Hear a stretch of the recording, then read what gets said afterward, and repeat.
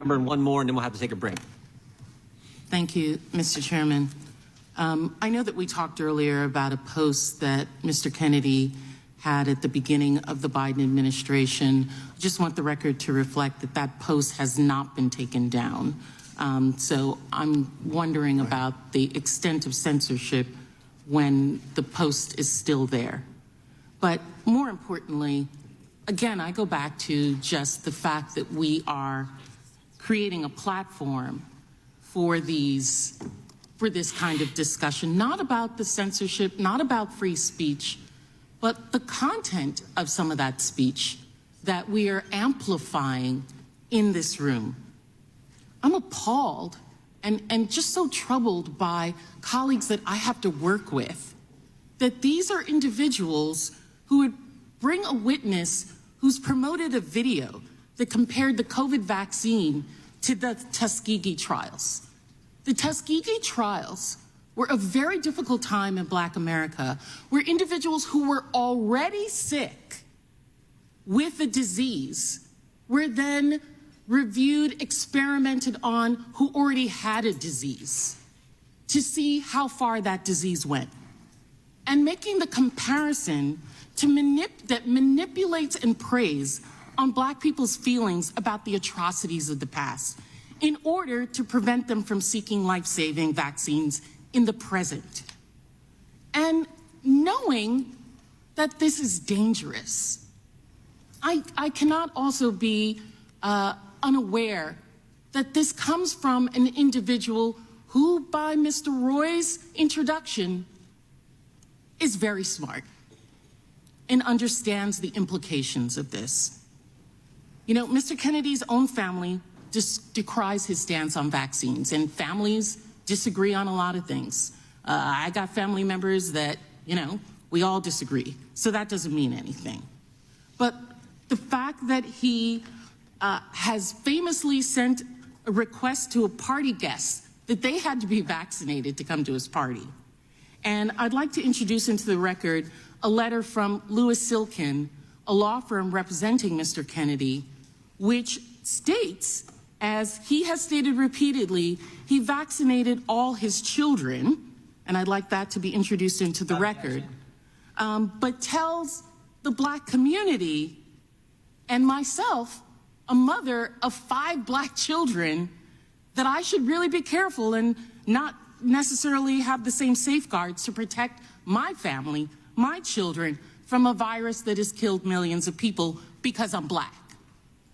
There's no secret that this is an amplification of his own platform.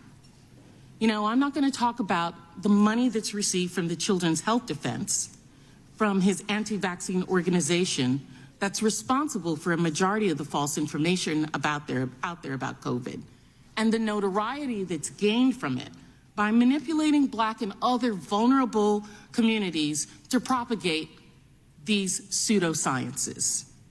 Ms. Wiley, are you aware of the phrase superhuman yet subhumanization?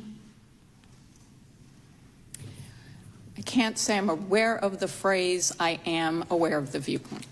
And can you share what you believe that to mean when it comes to Black people?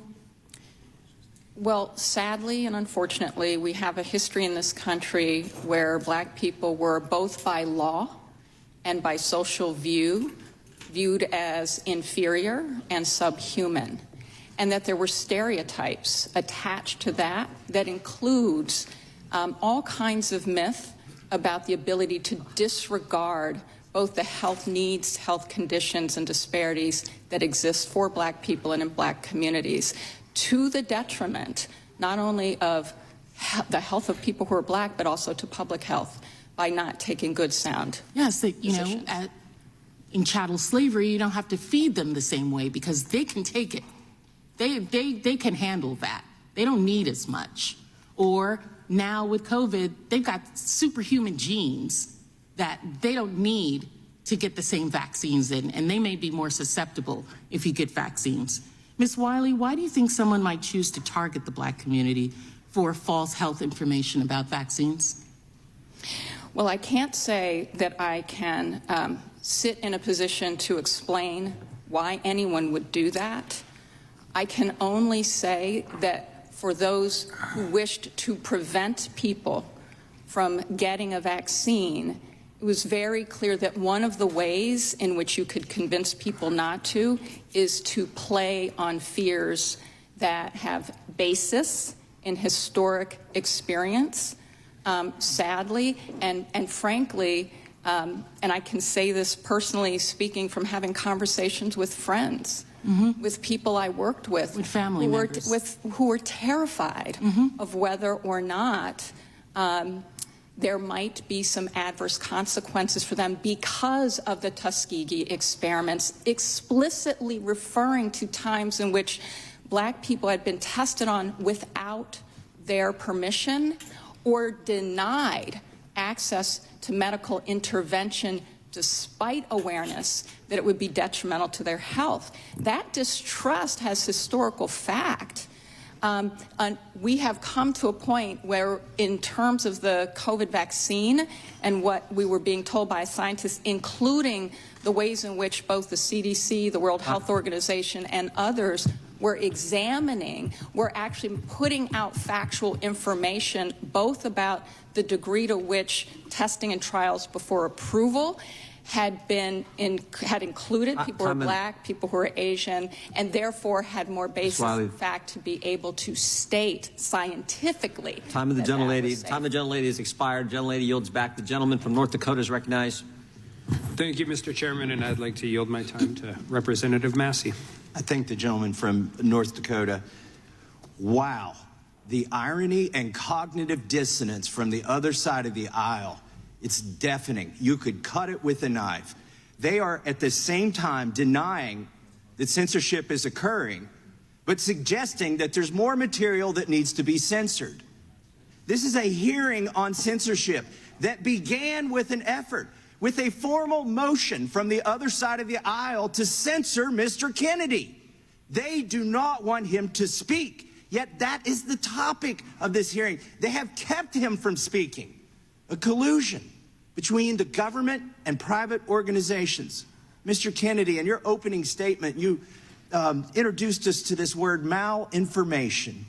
Can you tell us more about this made-up word, what it means, and some of the things that you've said or tried to say that you've been censored for that's been characterized as malinformation?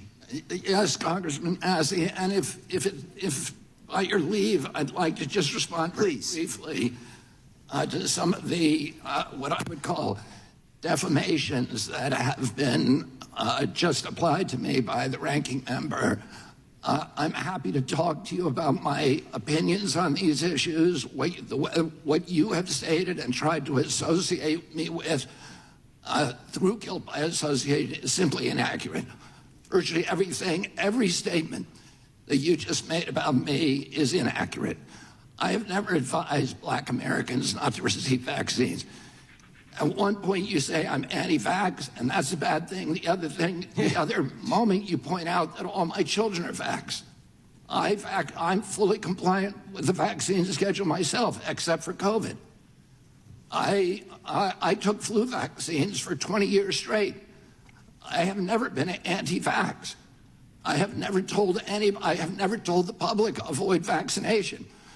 The only thing I've asked for, and my views are constantly misrepresented, so that the truth of what I believe is not, we're not allowed to have a conversation about that with the American people, which I believe vaccines should be tested with the same rigor as other medicines and medications. You tried to associate me a moment ago with the replacement theory, which is racist. No, I did not say you Time had belongs to the gentleman from I said my colleagues. Time belongs to the gentleman from I denounce that theory. It is racist, and I have never endorsed it or had any association with it. Our film on a medical... By the way, Bill Buxton, who is the Black CDC official who ultimately exposed the Tuskegee experiment, tried for years and years to appeal to CDC to stop it for 40 years. Finally, he got relief by walking into my uncle's office in the building next door, he held hearings and ended the experiment. I remember that very well. And to say that I created a film that encourages blacks not to get adequate medical care is just completely abhorrent. Don't misuse my words. It's the witness's time. Do not censor the witness. I'm not censoring the witness. I'm not censoring the witness. He's still talking. It's my time, and I've given it to the witness. Do not censor him. I'm not censoring him. If the views that you and others have applied to me, I've attributed to me, if they were actually true, I can see why I shouldn't be able to testify here today. Those are not true. These are defamations and malignancies that are used to censor me, to prevent people from listening to the actual things that I'm saying. And I think, ranking member, that we should have a real conversation rather than an exchange of ad hominem attacks. And answer very quickly to your question, the term malinformation was coined to describe information that Facebook and Twitter and the other social media sites understood was true, but that the White House and other federal agencies wanted censored anyway for political reasons because it challenged official orthodoxies. I'll give you one example. I was included in a group called the Disinformation Dozen.